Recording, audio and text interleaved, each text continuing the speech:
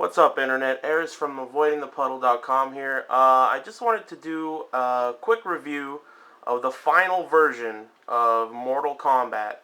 It came out a couple days ago. I've had it for a couple days now, and this game is really, really interesting because, as I've said before, I'm a competitive fighting game player, and usually I'm just, I don't give a shit about anything but just whether or not the game is viable for high-level competitive play.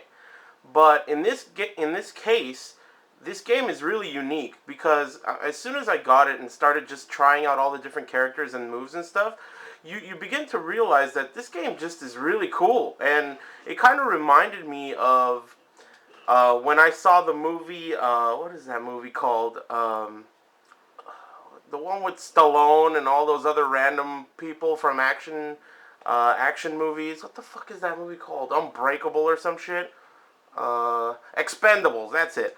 It reminds me of that movie because after I watched that movie, I felt like if you don't like this movie, you're not a man. You're a bitch. And I kind of feel that way about this game. It's kind of like really cool, lots of, violence and lots of interesting, character design and stages, and it just seems like a really cool game, especially if you're a fan of fighting games in general. So that's my first impressions of the game, and I began playing, and overall I'd say it's very enjoyable. And I didn't play the demo too much because it was completely broken. It had like infinite block strings, and it was just really terrible. And of course I knew that those things would be changed. For one example, Johnny Cage was originally able to just mash on the 2 button, which is back punch, I guess, behind punch, and you would be unable to get out even if you were blocking it. And so all you would have to do is just mash on that punch, and there was nothing the opponent could do except for get hit by it, to build a breaker, and then breaker out of it. So I was like, okay, there's no need to play the demo anymore. Let's just wait for the final version. The way they solved that problem is they made it so that you can duck underneath that attack and most attacks without blocking. So when you're blocking and ducking in this game, your hitbox is higher than if you're ducking without blocking. So that's kind of their solution to duck under a lot of shit and just kind of regain composure and attack. As far as just the game being competitive, it's really impossible for me to know whether it will be or not because it's like day 2, and I feel like already on day 2 on the internet there's some crazy ass combos that, like, I saw like 80% combos with Kung Lao already. And people are saying that those kinds of combos are gonna build a lot of meter for your opponent, making it so that they can break her out or they're gonna have the X-ray. So hopefully that ends up being balanced correctly. But as far as me recommending this game to people, I would have to say that there is so much content in it and so many things you can do and buy, and like there's an in-depth story mode, and just so many different things you can do in this game to keep you entertained, that I would say if you're a fighting game fan, you gotta get this game because everyone's playing it. I mean, everyone from just the random dude that works at the gas station to fucking Justin Wong, and everyone is playing this game. So there's competition. That's one factor that is necessary for a fighting game. On top of that, there's just a lot of stuff to do to enjoy. I haven't even, this game comes with like an online pass that you have to set up.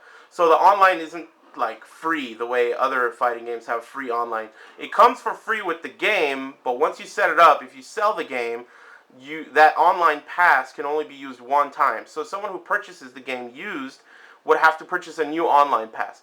And I've just been too lazy and preoccupied with the rest of the game to even set that up. So I have no comments on whether or not the online is good or not. But as far as just the game being good and fun and interesting, I mean, I feel like, there is no reason not to get this game if you're a fighting game fan. Everybody's playing it. It looks badass and hilarious. And some of these moves in this game, in fact, I'm going to go ahead and show you guys some of these moves. There's just a ridiculous assortment of creativity when it comes to this game. And that's one of the things I'm so impressed with. For example, Striker has one of the funniest X-ray moves I could have ever imagined.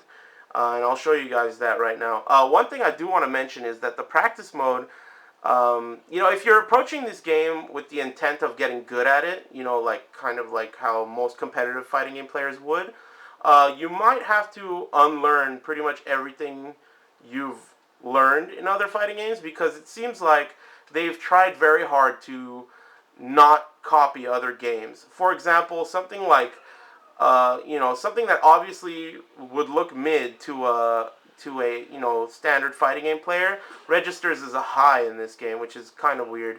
And just the way things work in general are kind of odd. Even something as simple as when you want to go to character select in the menu, it says player select.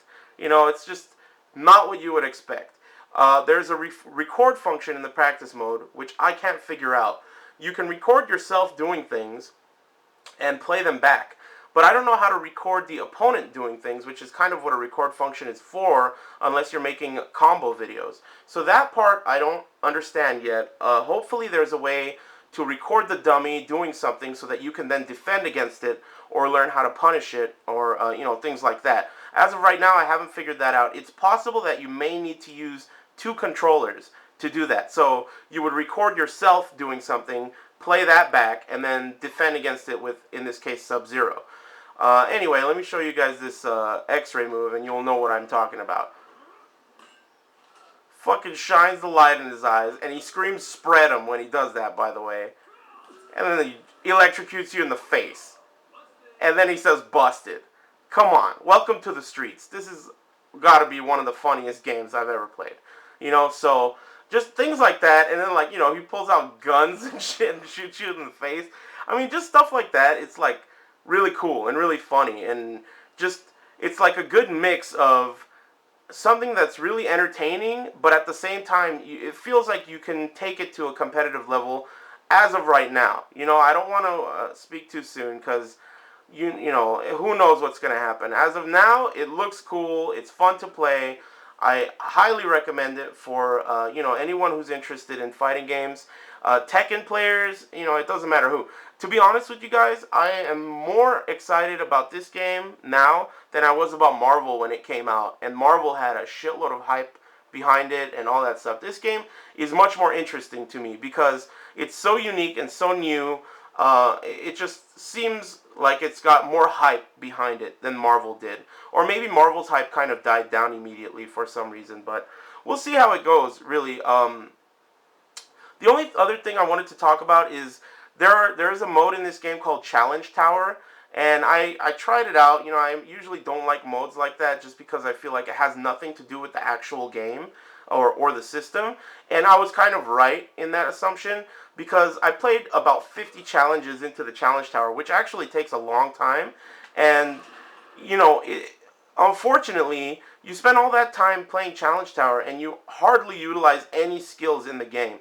I mean, I feel like a child could go through Challenge Tower easily, and there is no need to even use any sort of strategy whatsoever. Half of them are like, you just mash on a button and then push X at the right moment, or like you use what's his name, Striker's gun to shoot zombies as they're coming towards you. And I mean, that's kind of cool for like supplemental material in a game, but I mean, to me that kind of seems like a way to trick the person buying the game into thinking that the game is longer than it is, with kind of stuff that they added that really has nothing to do with the actual core gameplay itself. Now, this is a personal thing, and the reason Challenge Tower is there is because there is a shitload of unlockables in the game, which is pretty cool. Normally, I don't care about character art and stuff like that, but this game actually has really cool art direction. So it's kind of neat, checking out all the character art and all the character renders and stuff. They kept in this hilarious sound when the grenade goes off, but like the old Mortal Kombat games. And overall, I gotta say that I am pleasantly surprised, just like I was hoping to be. That this game is very cool and very fun, and I would recommend it to, once again, to anyone who's into fighting games. especially Tekken players, because in many senses, I actually talked to a friend of mine, Rip, about this. In many senses, this game is kind of like a two-dimensional Tekken, because unlike Street Fighter, this game has launchers, and if you jab someone out of the air, you can do a combo on them in the way that you can in Tekken. There is no restriction as to how many hits you can hit them with in the air. So it kind of is like the closest thing to a 2D Tekken there's ever been. And, you know, there is a guard button, which may take getting used to, but, you know, it's not that big of a deal. I mean, you'll get used to it. The meter's kind of goofy, too, but, you know, all this stuff is stuff that just seems really weird, but it just takes getting used to, and I feel like you'll get used to it very quickly. So, yeah, overall, I recommend it. It's a good game. I'm going to be trying online pretty soon, and hopefully I'll be coming up with, hopefully, I don't know how good I'm going to get at this game, but I'll be coming up with some kind of strategies or tactics or, you know, content regarding this game for avoidingthepuddle.com. So stay tuned, check out the website, and I'll catch you guys later.